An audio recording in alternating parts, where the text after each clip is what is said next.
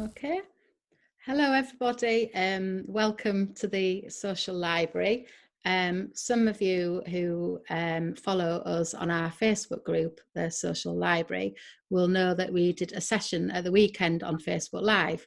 We just thought it might be useful to record another session for people who follow us through our Twitter community or on our YouTube channel. And we just really wanted to say hello, to thank you all for engaging with the group and to explain a little bit about what we're thinking, and really an appeal to yourselves as members of the group to get in touch with us with ideas and suggestions, as I know you have been doing already. So I'm going to introduce you to different members of the group, and we'll be talking for about half an hour or so about our hopes and some of our plans for the group. Okay, so I'm Vanessa Garrity, first of all, mental health nurse, and I'll come back and talk to you a little bit more shortly about my thinking along with my librarian friends in the group. So now I'm going to hand over to John to introduce himself. Hello everyone, my name's John Leary. I'm a drama teacher, been a drama teacher for about 18 years now. Love it, love working with young people. I was an actor for 10 years before becoming a drama teacher, and then a lot of the work that I did towards the end of my career as an actor was working in schools and community centres and reaching out to communities. And so we deliver a short play and then do workshops based on the themes of the play. So I really enjoyed working with young people and engaging them and in the drama and stuff that we were doing, which led me to do my PGCE, which led me into drama teaching, which I much prefer doing, and I'm hopefully better at as well than I was as an actor. So that's my shortish introduction. Thank you. I'm going to hand over to Rebecca. Hello everybody, my name's Rebecca Bevington. I currently work at Teesside University in the admissions team. I spoke to some of you briefly the other day on Facebook Live as well, so you might recognise me from there. So at the moment I study English literature at Durham University. I'm doing my Masters, but in September I'm really looking forward to starting my PhD at the University of York's English department. So I'm really excited to start that. My background is mainly in the NHS, which is where Vanessa and I met. We've been talking about different ideas to start a group like this for a few years now, so it's really exciting to see it start to take off. And I'm going to hand you over now to Yasmin. Hi, I'm Yasmin Leary. I'm doing a politics degree at the University of York, about to go into my third year. A lot of the modules I've done have been very much based around texts and philosophers and writers and all these books. So I've got a lot of political insight from those books, which I'm hoping to be able to use in this group. I'll pass you over to Jack to introduce himself. Hi everyone, I'm Jack Quinn. I work for a mental health foundation trust in the Northeast, and I work within marketing, communications, mainly focusing around recruitment. So hopefully some of my skills will become useful within the group to share some videos with you guys, share some learning from other people that might join us in the future, and things like that. So here's things to come. Thank you all. So if you're watching us, I hope you're capturing really that we all come from very different backgrounds and hopefully offer lots of different perspectives to the group. And I guess that's where we're hoping our participants will get involved as well, because we're quite keen that the Social Library becomes a group where people can share things in a safe space from kind of quite a variety of different perspectives in a respectful way. So I think that moves me on really to talking about the Social Library and what we were thinking, and a little bit about stories really and why they were important to us. I haven't really introduced myself in terms of my background, but I think the context of that within stories is really important to me. So I've been a mental health nurse for 20 something years. I went into mental health nursing more or less straight from college when I was 18. But stories were my first passion, and books, and remain my passion. And I think for me, stories led me into mental health nursing, because for me it was about books connecting me to the kind of human condition and thinking about humanity. And I think books gave me an empathy as well for other people. So when I went into mental health nursing, it was very much thinking about helping people on their journey and where people were at with their stories. However, you know, the reality within Western mental health is that it can be quite medical model and focus very much on biological symptoms that a person presents with. So I've always been really passionate about how do we get people's stories heard. For example, I've worked in the prison, and a lot of people in the prison, their stories are never heard. So how do we ensure that people whose stories are never heard are heard, and that people have a voice? And where people can't have a voice, how do we advocate for people so they can tell their stories, and their stories become a much more significant part of how a person's helped in their journey? So that was kind of it from a clinical perspective. But I also do a lot of work on social media. And for about 8 years now, I've run a social media community called We Mental Health Nurses. And that's a platform where people can connect and share ideas about mental health, not just people who work in mental health, but people who are interested in mental health. And for a few years, we had a mental health online book club. And it was brilliant because it brought to life books and allowed people to have a social discussion and to share different perspectives. And we got the authors online, so they were able to talk about what they were thinking and how the stories were important to them. And it's probably around that time that Rebecca and I started having chats, and it was just really interesting. And I loved our conversations and kind of approaching things from a very different perspective, but with very kind of similar core values. And as Rebecca said, we've talked a long time now for doing something, and we weren't quite sure. And then speaking to John, and John will share his story in a minute about why stories are important to him, but thinking again about drama and kind of how people tell the stories through drama and how we can create discussion through drama. And that's kind of where we started. So it's been very organic process so far. And we want it to be an organic process because we want people in the community to help shape it up. And we're quite open to the social library going off in different directions, depending on what people are interested in and what people want from the community. So I'll hand you over to John now anyway, to tell you a little bit about why stories are important to him as well. Okay, thanks, Vanessa. Yeah, I mean, stories have always been part of at the heart of the community, really, I should say. And you know, I've got a particular interest in folk tales, and I've with students developed some European folk tales actually into plays. And you know what they do is they explore what's important within certain communities, obviously. So they've always been important to me, and you know, having done a little bit of reading on this, you know, going back to before people could read and possibly write, people sat around campfires and told stories, and they were used as warnings and as ways to grow and ways to teach children about the world around them and the dangers around them. And obviously there are lots of fairy stories that deal with all those sort of things, you know, that just stay on the right path and don't talk to the big bad wolf in the wood and all those kind of wonderful things. And so, you know, I've read a little bit about that kind of stuff, which really delights me. But one of the things, it was interesting, just picking up on what Vanessa said about giving people a voice, that sort of makes me think about verbatim theatre, which is real people's real voices.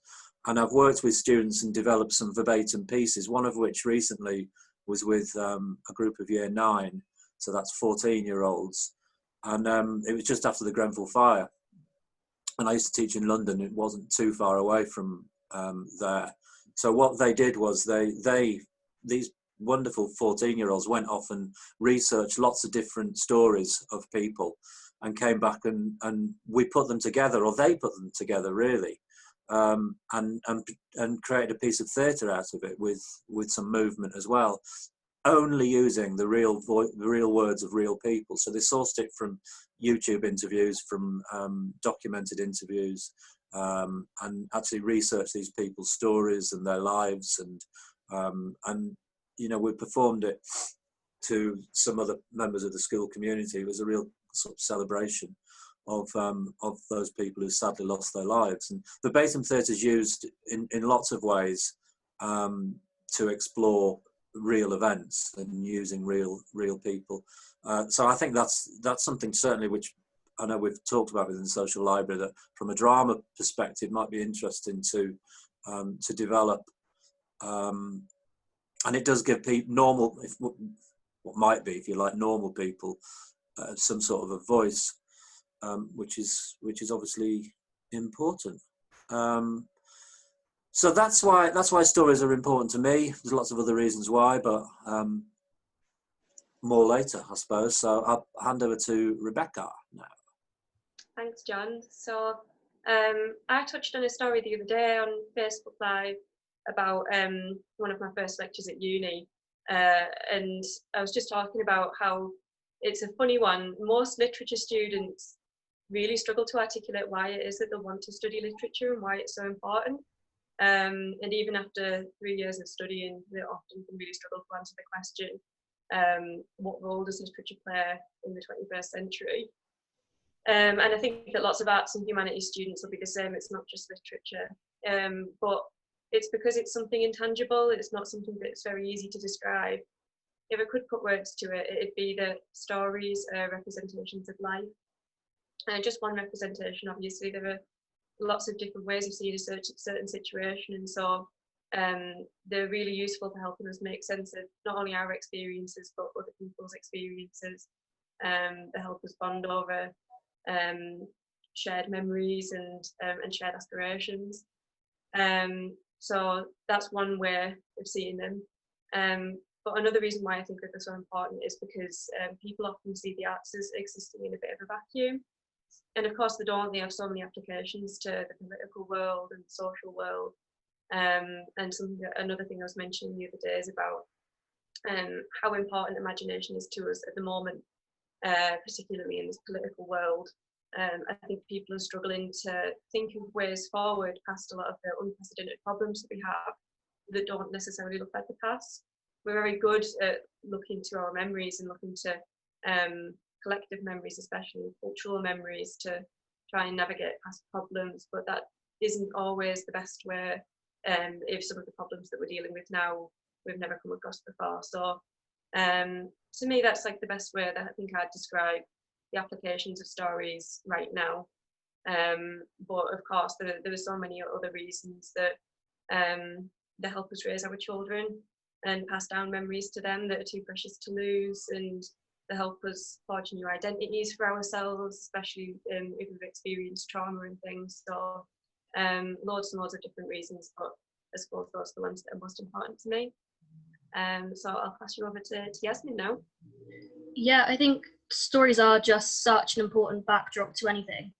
Any experience you could possibly go through, anything that's going on in the world, there is always a story that sort of represents what's going on there. And it's important for people to be able to relate to that, whether it's because you feel alone in something or you don't understand something. I think being able to go to a story is just so important. And also stories are accessible to everyone, whether it's like folklore, urban legends spread through like word of mouth. So everybody can access a story in some way, which means that they are so important for education to so many people.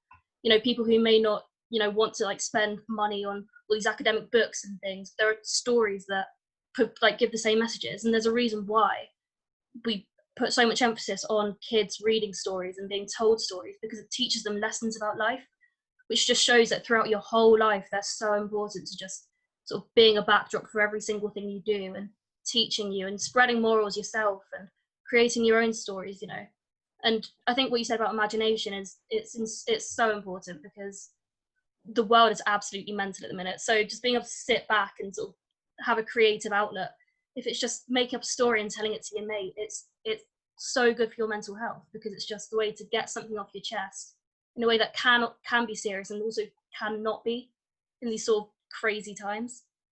So yeah, I think stories just serve so many purposes for so many people. And I'll pass you on to Jack. Thank you. I guess why I'm really interested in stories, I guess it's probably quite a selfish probably focus on marketing really, is using stories to kind of create one's own brand, and I guess create a story for yourself as well. So using stories for empowerment for yourself, and then using those as a form to express yourself and empower yourself further. As I say, working in mental health is something that I've seen. I've not worked in mental health quite that long, but storytelling is used quite frequently, and especially when we're recruiting people as well, the stories that they can bring really, I guess, show them as an individual and them as a person as well. So I'll hand you back to Vanessa now as well.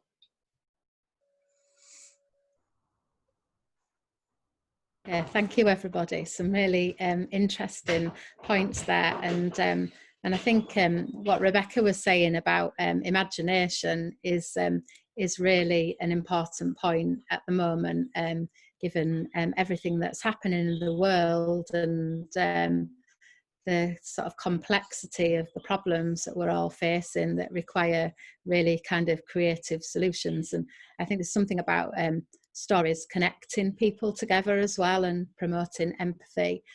Certainly something I've found, and the comments about stories being such a big part of our life and throughout our life, I'm sure that resonates with us all. And I was thinking about some work I did with some women in the prison, and a lot of them had never had the opportunity to tell their story.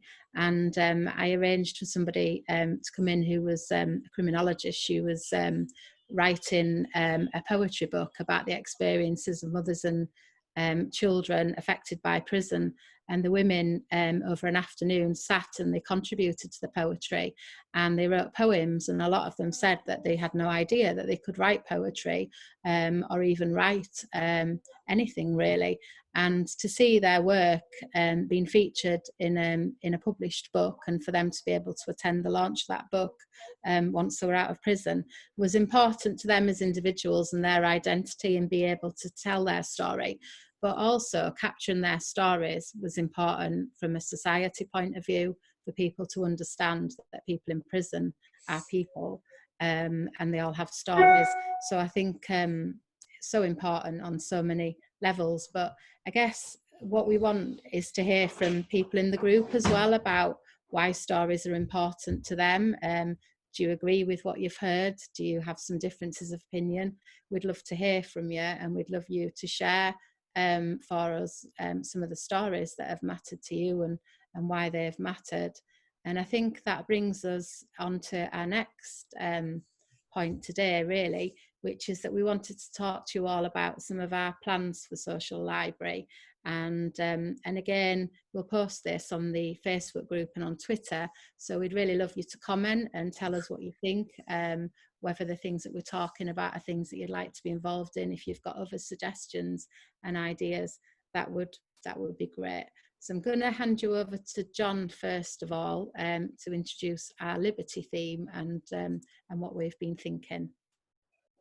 Oh yeah, one of the first things that we set up on the Facebook page, as a lot of you will know, because I think 53, I think it was so far, 50 odd people contributed to this. It was just a little task that we set, which was the word liberty. You know, we're recording this. If you're watching it in the future, just to let you know, we're recording this during the lockdown of 2020. And hello from the past. We set a task which was the word liberty, and in 10 words well, we sort of debated how many words it would be, and first of all we said just get people to say what liberty means. But then we thought, well, actually, come on, we're librarians. We're supposed to be thinking about words and the weight of words and the use of words and the usage of words, and so let's try and get them to really think about words. So, in 10 words exactly, what does liberty mean to you? And lots of suggestions came through. I read them out during our first, or some of them during our first live session, so I won't do it again now. But it was really interesting. It provoked a lot of discussion on the Facebook site, because the word that a lot of people use was freedom, and what a lot of people spoke about as well was, you have to respect other people's freedom and think about other people's liberty, obviously, as well as your own. So it can't be something which is purely selfish. And I think there were quite a few negative words. We did a word cloud on it as well, and there were quite a few negative words, but that might be because of what everyone's going through at the moment during the lockdown. You know, people are communicating like we are now via Zoom and YouTube, and not actually in person. There's all sorts of things that you can't do when you're communicating like this, of course. It's difficult to read body language. It's difficult to kind of, because you're only watching people two-dimensionally. So it's difficult to see, to sort of gauge how they're responding to what you're saying. Maybe that's a good thing, I don't know. But it's just, we're in an interesting situation at the moment. I think that liberty was one of the tasks that we threw up onto the Facebook site, and it provoked a lot of discussion, which was great. Some of the other things that people have talked about is, you know, going back to books. You first come across books when you're a child, and a lot of people, because I asked what's your favourite children's book, and loads of people responded to that. And I think that was a really healthy discussion, because it's not only the books that people read as parents to the children now, but it's the ones that meant something to them when they were small. And I think that was really, really important, really interesting. So yeah, liberty was something that came up on the Facebook site.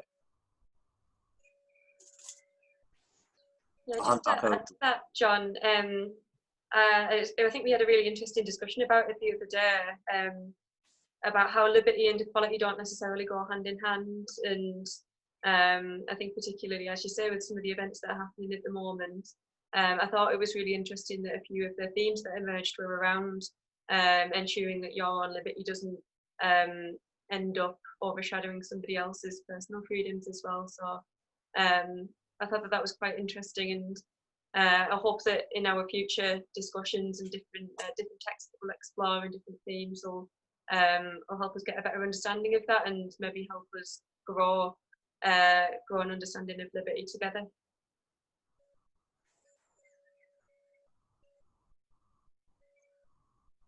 So did you have anything to add to that, Yasmin?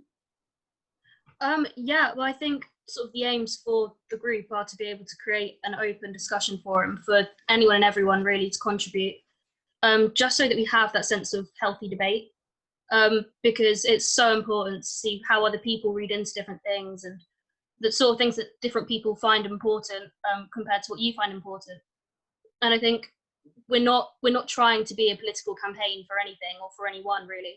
We do just want people to come in with their views and sort of just have that open discussion, learn from each other, and teach people things, and sort of just have a healthy environment where people can talk about the arts and sense of politics and mental health and everything, and sort of have it as somewhere where you're not attacked for your views.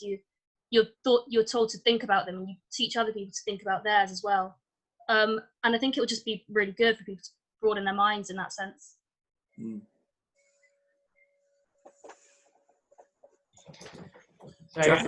So, yeah, so I guess from me, it's more kind of around the ways in which people can engage. Hopefully, in the future, we'll have website, we'll have our Twitter page, our Instagram page, we'll have Facebook, and potentially even a Facebook page as well as a group. So, and within there's loads of different ways that people can engage. I mean, we might use polls in the future to gauge what people are thinking, comments, likes. we obviously appreciate that as a group and as a page, but we want to engage as many people in many different ways, and we'll try to do that in the media that we're putting out as well. So it might not always be videos, it might be some written text and things like that we put out, or sound bites and things. So we just want to engage with as many people in as many different ways, and for you to do the same in return. Can I jump in? Yeah. Sorry. Yeah, one of the contributors was talking about podcasts as well, weren't they? In the live session, that was one of the comments that we got. So that's something else that we could look at some point. Yeah, 100%. Yeah. So how would you back to Vanessa? Okay, so thank you everybody. I think we've covered quite a lot of ground there, haven't we, really, about what our thinking is, and hopefully if you're watching this, you've captured that at the moment we're very much focusing on the liberty theme, and we're hoping to organise an event which will be an online event fairly soon, and we'll post details of that on our Facebook and Twitter, and that will be a participatory event, probably using Zoom, that you can all take part in.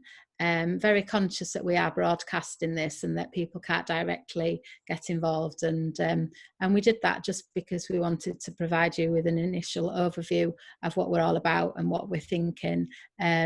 That won't be the kind of flavour of things to come. We plan to be really participatory, as Jack said. We plan to use lots of different forums and mediums for giving you the opportunity really to join in. And as John said, at the moment we're in lockdown, but in the future we may have some physical meetups as well. At the moment, because of the lockdown situation, we'll be exploring lots of different digital platforms as a way of engaging, but that's just going to be one part of what we do. And I think hopefully it's been captured that today is about the arts and humanity and what it means to be human, and thinking about that from an individual and a social and a political and a historical context. And I think the beauty of the group will be that people approach that from a variety of perspectives, and so everybody's opinion is important. So don't come to the group and think that you've got nothing to participate, because everybody's got something to contribute to the group, and we want everyone involved. So that's it for us, from us really. I guess I will end it by saying over to the people who are watching really, and we hope that you'll participate and join in and share your ideas and thoughts and suggestions. And thank you to everybody who's followed us so far.